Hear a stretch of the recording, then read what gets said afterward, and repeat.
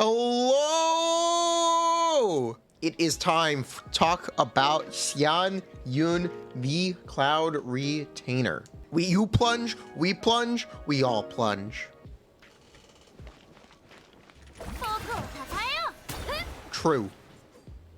Thank you, Crabletta. What does Xianyun do? So Xianyun's elemental skill allows her to step in the air 3 times, doing as many air steps as you want, up to 3. You can do a plunge. This plunge is what generates the elemental particles. The E skill steps do not generate energy, and they do not apply animo, but they do a small amount of damage. Her burst is healing over time for your entire team. The instant and continuous healing apply to your entire team. This is an AoE heal. The other thing her burst does is it creates a plunge field for 8 plunge attacks or 16 seconds. This gravity field can be taken advantage of by any character who can jump. Whenever a character does plunge within her elemental burst, their plunge damage is increased by 170% of her attack. This is calculated as additional damage. This is just like Shenhe or Yunjin, but it's for plunges. Her exploration passive is really funny. Wouldn't gliding be faster? Yes, but not with Venti in the party. Get out. Xianyun is in. 15% gliding speed while Xianyun is in your party. Let's go, baby. Her other passive is that there is a grouping aspect applied to her final elemental skill plunge. This is the same as a Kazuo Holdy with 1 second less of a linger. Quite nice, especially on a healer. So let's actually get the elephant in the room out of the way first. No, Xianyun is not only useful if your character wants to plunge. If your character wants to plunge, it's nice, but that is not her primary function. It's her main gimmick, and it's one of the things that makes her stand out. Reminder, chat, a lot of you might be playing this character named Jean, who's a character from 1.0, sword, animo, healer. Why do people play her today? Farina released, healers are in very high demand. Jean is one of 2 animo healers. Xianyun is another animo healer. You can never guarantee getting Jean. You can guarantee getting Xianyun. Xianyun's weapon options include TTDS as a catalyst character or her signature 5-star weapon, etc., etc. Very important distinction that you can use Xianyun without plunging. Now that I got that out of the way, let's talk about plunging. A lot of characters plunging with Xianyun, you want to incorporate the plunges into your gameplay. You won't necessarily want to just jump, plunge, which is what you would do if your name is Xiao or sometimes Diluc. We'll get to Diluc in a bit. For characters like Wriothesley or Hu Tao, you want to incorporate plunges into your combos. So for Hu Tao, that can look like N1CJP or N2CJP. For Wriothesley, that can look like N3CJP, N5CJP. Very important distinctions. I do have some calcs that we're gonna show. This is Xiao. A lot of people forget how much field time Xiao takes.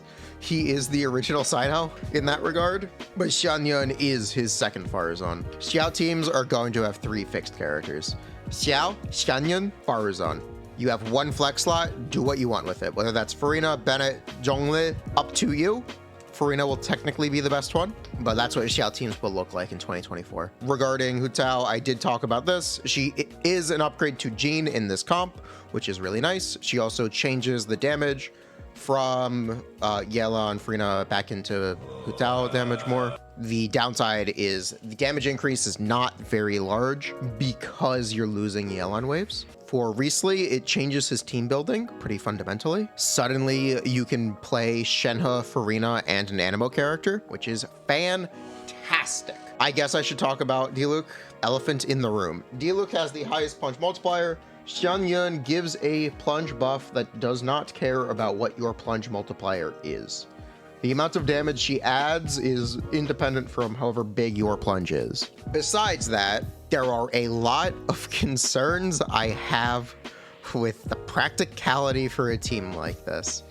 A team with Farina and Bennett and a animo character trying to Vivi with no absorption mechanic and no easy way to swirl quickly.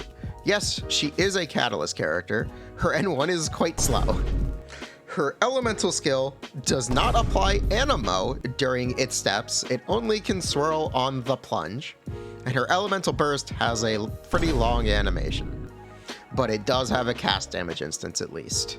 Besides that problem, Xianyun applies animo damage. She does a coordinated dot tick every time a character plunges within her burst. This coordinated hit has standard ICD, so we'll be proccing every other plunge. Every other plunge, she'll be swirling. What this swirl can do is it can remove any leftover hydro at the end of a plunge, so it can be very easy to not be vaping plunges. I have a lot of concerns about these teams for Diluc, Gaming, Hutao, like anyone. I think Bennett Xianyun might be a little too volatile for VV. Bennett Xianyun Farino. We'll see, but I have a lot of concerns. But hey, if it does work out, it'll be good. There is a funny thing about Raiden. So Raiden gets her plunge buff, but her plunge buff only buffs plunge damage. Raiden's plunge doesn't do plunge damage. Despite the buff being applied, it does nothing. Will this be changed in future betas? I'd expect it to, but right now it doesn't do anything. Reminder, it's not about if your character wants to plunge or if your character can plunge. It's about how well you can work that into your rotations and what having Xianyun as an ammo healer can do for your team building. Do I expect Xianyun to be the only Gene alternative? Because of the plunge gimmick, no. I'd expect we'll get another one eventually, but I don't know how long that might take, and I don't know if it will ever come. But the plunge gimmick is funny. She also has some interesting weapon options. Take this as a note, by the way. Start strongboxing VV artifacts for attack main stats with a bajillion ER subs. So she generates 3 particles from her tap E without doing the triple E. If you do the triple E, she generates 5 particles. She has a 70 cost burst, and that E skill is on a 12-second cooldown. C1 can help you cheat that by giving you an extra charge, but let's not depend on that. Her 5-star weapon also gives her a fat energy refund, which is very nice. But her weapon options primarily are her 5-star weapon, which is Crane Call, TTDS, Skyward Atlas, Oathsworn Eye, Prototype Amber, and Favonius. These are her primary weapon options. Their effectiveness varies by how much ER you need in your team and how much ER you can get from your artifacts, which is why I wanted to get this video out as soon as possible so people know to farm for these artifacts, because you're gonna have a real big problem if you have no artifacts for this character. Conclusion, Xianyun is really good as an animo healer. The plunge gimmick is very fun and can be useful in a lot of cases.